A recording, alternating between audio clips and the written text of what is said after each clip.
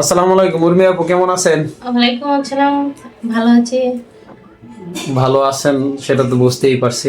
ভালো না থাকলে তো আমাদের এই প্রতিবেদন চ্যানেলের অফিসে আসতে পারতেন না, তাই না? অবশ্যই। যাক, উর্মি আপু, আপনি এর আগেও আমাদের এখানে জীবন গল্প বলেছেন, আমরা শুনেছি, দর্শকও শুনেছে।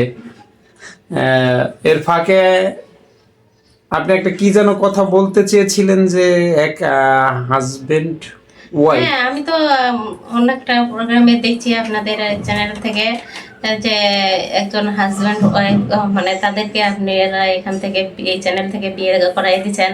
তারা অনেক ভালো আছে আপনাদের, সেটা প্রোগ্রামটা আমি দেখছি। মানে দেখে আমার আমাদের ভালো ওই লাগছে। আমাদের এই চ্যানেলের ওই সাক্ষাৎকার আপনি দেখেছেন? হ্যাঁ, দেখছি। যাক, আর সেই জন্যই তো আগ্রহপূর্বক আপনাদের আরো কাছে বেশি আসছি। আগ্রহ বেড়ে গেল। জি। যাক, ধন্যবাদ আপনাকে। তো উর্মি আপু, জি। আপনি ওই আশা আকাঙ্ক্ষা করি আমাদের এখানে এসেছেন যে আমাদের ওই সাক্ষাৎকারটা দেখেছেন যে এর আগেও আমরা অন্য একটা মেয়ের এই প্রতিবেদন চ্যানেল থেকে বিবাহ দিয়েছি অসহায় মেয়েদের। ওইটা দেখে আপনার আগ্রহ আরো বেড়ে গিয়েছে, তাই এসেছেন। তো আপনারা আশা আকাঙ্ক্ষা ব্যক্ত করতে এসেছেন যে ওর ওই মেয়ের ওই মতো যেন, ওনাদের মতো যেন আমাকে একটা ভালো একটা পরিবেশ যেন আপনি দিতে মানে আমরা পারেন। খুঁজে দিতে পারি। হ্যাঁ, যাক, সেজন্যই আসলাম। সেজন্যই আশা। যাক, আলহামদুলিল্লাহ আমরা চেষ্টা করছি। এটা আপনি রিজিকে যেটা আছে আপনি সেটাই পাবেন। কিন্তু যদি কোনো প্রবাসী বা দেশি কোনো ভাই বা কোনো বন্ধু আপনাকে দেখে ভালো লেগে থাকে, সেই ক্ষেত্রে যদি বিবাহের আগ্রহ থাকে তো আমরা অবশ্যই আমাদের অফিসিয়াল থেকে মাধ্যমে আপনাদেরকে বিয়ে পড়িয়ে দেব। তো আপু, আপনার জীবন গল্পের অনেকটা কষ্টের কথাই আমরা শুনেছি, কিন্তু আরো কি কষ্ট আছে জীবনে, বা কি এমন আশা আকাঙ্ক্ষা আছে যে বিয়ের পরে আপনার হাজবেন্ডকে নিয়ে মানে একটা স্বপ্ন থাকে মানুষের, বা ছেলে মেয়ে বা একটা ফ্যামিলি নিয়ে সম্পূর্ণ স্বপ্ন থাকে যে এভাবে সাজাবো। তো ওই রকমের একটা স্বপ্নের কথা আমাদের দর্শকের উদ্দেশ্যে একটু শোনান, যে আসলে আমার হাজবেন্ড হলে এরকমের ভালোবাসবো, বা তারা নিয়ে আমি এরকমের সুখে সংসার করবো, এরকমের একটা স্বপ্ন বা আশা আকাঙ্ক্ষা দর্শকের উদ্দেশ্যে একটু শোনান। আমার আমি যাকে বিয়ে করব সেই আমার পৃথিবী হবে, এটা হচ্ছে উচিত।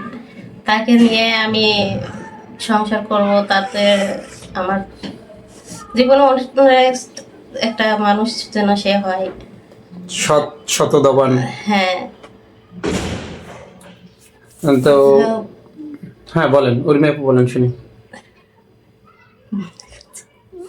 আচ্ছা উর্মি আপু, আপনি হাসতেছেন আসলে, আমরা বুঝতে পারছি যে আসলে আপনি এখানে অনেকটা আশা আকাঙ্ক্ষা নিয়ে আসছেন, যে ওই হ্যাঁ, প্রতিবেদনটা দেখার পরে যে আসলে এরা হাজবেন্ড ওয়াইফের যে প্রতিবেদনটা আমরা দেখিয়েছি, ওইটা আপনার ভালো লাগছে। আসলে এরকম একটা বড় সব আশা আকাঙ্ক্ষা নিয়ে আমাদের এখানে আসছেন, যে ভিতরে একটা উৎসাহ, সেটা আমরা হ্যাঁ। বুঝতে পারছি।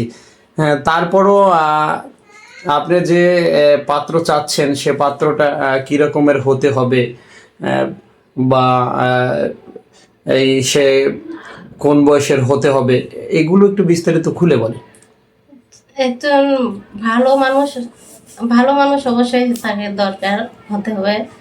বয়সটা যে কোনো বয়স হতে পারে, কিন্তু যত্নশীল হতে হবে। 40, 45, 50, হ্যাঁ, যে কোনো বয়সী হোক। হতে পারে, কিন্তু হ্যাঁ, সে যত্নশীল এবং ভালো মানুষ হতে হবে। দায়িত্বশীল হতে হবে, হুম। সৎ উপার্জন করতে হবে। হ্যাঁ। তাই তো। আচ্ছা,